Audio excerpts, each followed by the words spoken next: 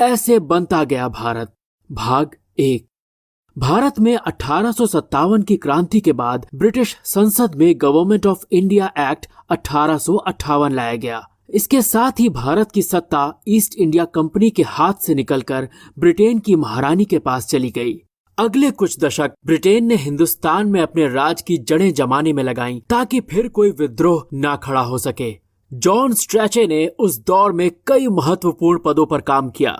कुछ समय के लिए कार्यकारी वॉइसरॉय की भी भूमिका निभाई।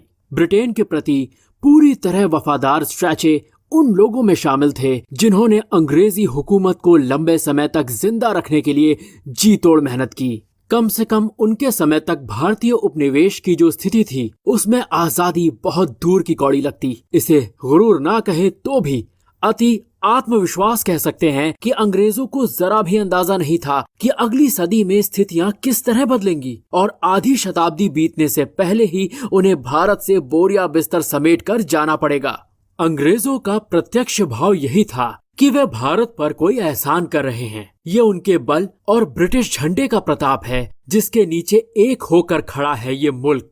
हम जिस स्ट्रैचे की बात कर रहे हैं उन्होंने तो सोच को लेकर बाकायदा लेक्चर दिए। 1884 में उनके पास कैम्ब्रिज यूनिवर्सिटी से बुलावा आया। भारत को लेकर उनकी जो समझ थी उसे उन्होंने वहां बयान किया और वो समझ बाद में किताब की शक्ल में पब्लिश हुई। नाम है इंडिया। स्ट्रैची समझाते हैं कि भारत को लेकर सबसे जरूरी चीज यही है कि कभी कोई इंडिया नहीं रहा। एक देश को लेकर यूरोप का अपना एक विचार है। उस हिसाब से भारत में कोई राजनीतिक, सामाजिक या धार्मिक एकता नहीं रही। स्ट्रैचे का मानना है कि भारत दरअसल कई देशों का एक समूह है और इसके हर देश के बीच जो अंतर है उतना तो यूरोप के मुल्कों के बीच भी नहीं। उनकी नजर में बंगाल और पंजाब या मद्रास और राजपुताना के बीच का फर्क बेहद ज्यादा और तुलना से परे है। स्कॉटलैंड और स्पेन अधिक समान हैं बजाय बंगाल और पंजाब के। बंगाली भाषा लाहौर में उतनी ही अस्पष्ट होगी जितनी लंदन में, और उत्तर भारत का एक पढ़ा लिखा मुस्लिम किसी बंगाली ग्रेजुएट के बजाय एक अंग्रेज के ज्यादा करीब दिखेगा। इस अंग्रेज अफसर ने भविष्यवाणी वाले अंदाज में कहा कि भारत नाम का देश ना अतीत में हुआ और ना भविष्य में होगा। इसके कुछ देशों में राष्ट्रीयता की भावना पनप सकती है लेकिन सभी में नहीं।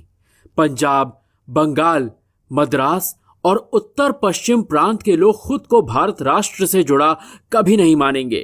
ये असंभव है। स्ट्रैचे ने एक तरह से फैसला सुनाया था।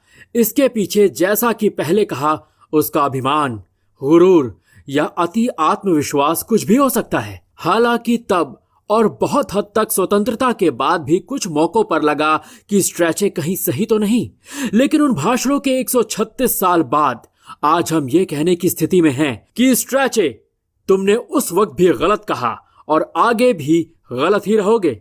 भारत में बरसों बरस बिताने के बाद भी स्ट्रैचे इस देश के उन तंतुओं को नहीं देख पाए जिनसे तमाम विविधताएं जुड़कर एक हो गईं। लेकिन ये गलती स्ट्रैचे की अकेली नहीं। भारत में जन्मे प्रख्यात लेखक रुडयार्ड किपलिंग तक अनुमान लगाने में चूक गए। किपलिंग ने भारतीय उपमहाद्वीप पर कई कहानियां लिखी जो अमरता की श्रेणी में आती हैं। लेकिन जब 1891 में उनके सामने यही सवाल आया कि भारत में संप्रभुता की कितनी संभावना है तो उन्होंने सीधे नहीं में जवाब दिया। स्ट्रैचे ने देश के अंदर बने तमाम देश और उनमें भाषा, समाज, जाति के अंतर को उठाया था। वहीं किपलिंग ने भारतीय मानसिकता पर सवाल उठाए। उनका कहना था कि भारतीय सभ्यता 4000 साल पीछे है, शासन प्रशासन के लिहाज से बहुत पिछड़ी। भारतीयों को कानून व्यवस्था चाहिए और ब्रिटिश राज उन्हें वो दे रहा है। इससे पहले सर अल्फ्रेड लॉयल ने भी जो भारत देखा और लिखा उसमें वो यूरोपीय मॉडल तलाशते नजर आए, और इस तरह की सोच भारत में काम कर चुके या करने वाले अंग्रेजों में ही नहीं थी। ब्रिटेन में बैठे लोगों को भी लगता था कि उनके ही लोगों ने इतने बड़े देश और वहां के लोगों को दुनिया जहान की मुसीबत से बचा रखा है। इनमें सबसे आगे थे विंस्टन चर्चिल, जो दूसरे विश्व युद्ध में ब्रिटेन की अगुवाई कर राष्ट्रीय हीरो बन गए। यही चर्चिल भारत को एक स्वतंत्र उपनिवेश भी देखने के लिए तैयार नहीं थे। 1930 के नमक सत्याग्रह के बाद ब्रिटिश सरकार भारत को डोमिनियन स्टेटस देने पर विचार कर रही थी। ध्यान दीजिएगा, केवल विचार। इसमें कोई समय सीमा तय नहीं थी, लेकिन चर्चिल को यह भी मंजूर नहीं था। उन्हें लगता था कि भारत को कनाडा या ऑस्ट्रेलिया की तरह अपनी व्यवस्था आप देखने को नहीं कहा जा सकता। ऐसी किसी संभावना को रोकने के लिए ब्रिटिश फौज को तैयार रहना चाहिए। इसके बाद भी कई मौकों पर उन्होंने भारत को हमेशा गुलाम बनाए रखने की ही वकालत की। हमने एक एक करके स्ट्रैचे से लेके चर्चिल तक सबकी सोच को धराशायी कर दिया है, लेकिन अगर थोड़ा 1947 के पहले के समय को देखें और उस तरफ खड़े होकर देखें जिधर ये लोग हैं, तो लगेगा कि इन्हें गलत साबित करने के लिए हमें वाकई कितनी मेहनत करनी पड़ी। इतिहास बदलना पड़ा, भूगोल को धोखा देना पड़ा। भारत नाम का कभी कोई स्वतंत्र राष्ट्र हो सकता है, इसको लेकर दुनिया के मन में पैदा हो रहे संदेह के पीछे दो कारण थे, शायद वाजिब भी। पहला था विशाल आबादी, जो अब हमारी ताकत है। 1947 में अविभाजित भारत की आबादी थी करीब 39 करोड़। बंटवारे के बाद लगभग 33 करोड़ हिंदुस्तानी हुए, 3 करोड़ पश्चिमी पाकिस्तान यानी आज के पाकिस्तान और इतने ही पूर्वी पाकिस्तान मतलब वर्तमान के बांग्लादेश में बसे। इतनी बड़ी आबादी की साक्षरता दर थी केवल 12%। दूसरे शब्दों में कहें तो 88% निरक्षर आबादी। इतिहास ने इससे पहले कभी अनपढ़ों के इतने बड़े समूह को अपना स्वतंत्र वजूद कायम करते नहीं देखा था।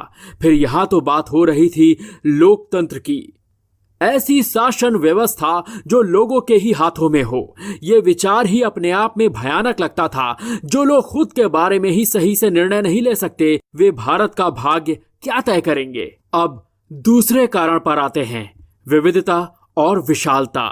अंग्रेजों ने इस देश के आकार को ऐसे समझा कि अगर आप बंगाल की खाड़ी से गंगा में नाव लेकर निकलते हैं तो नदियों से होते हुए पंजाब और सिंधु के जरिए करीब 2000 किलोमीटर बाद फिर समुद्र में पहुंच जाएंगे।